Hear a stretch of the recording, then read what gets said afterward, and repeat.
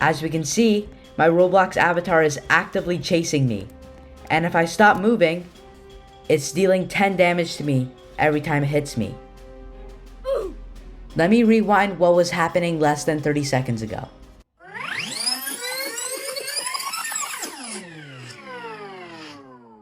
If we go into the chat bar right here and we type in, "Can you make the rig follow me and deal 10 damage every time it touches a player using the Roblox Studio MCP server?" Well, first it has to connect to my Roblox Studio MCP server, so it's going to use the list Roblox Studios tool.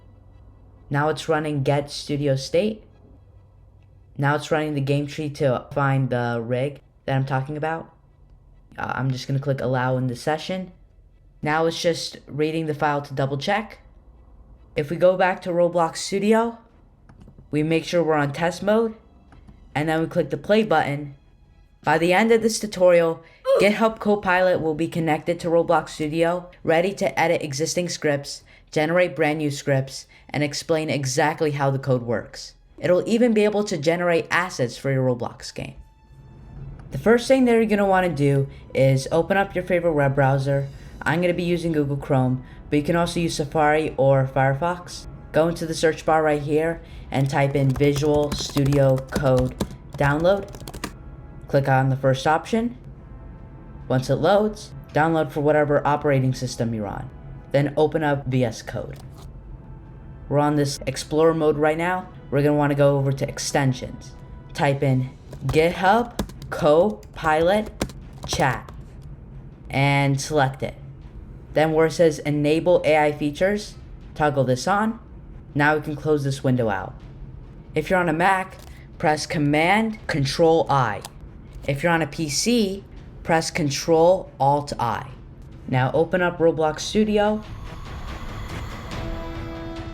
Create a new experience, or you can open up one of your existing projects. Go over to the top right corner right here where it says AI Assistant. Chat with Studio Assistant to get help and accelerate creation. Click that button. And then where you see the three dots, click it. And then where it says Manage MCP Servers, press that. It'll say Enable Studio as MCP Server. Toggle that on. Where it says Visual Studio Code, toggle on this button right here. Now let's close out the assistant settings. Now close Visual Studio Code, then reopen it. Now if we go back to Roblox Studio, and then where you see the three dots, click it. Where it says Manage MCP Servers, press that. It says one client connected. Now, if you've run into any connection issues during the setup, or you just want to use GitHub Copilot in your favorite web browser instead, check out this video right here, where I connect any AI to Roblox Studio.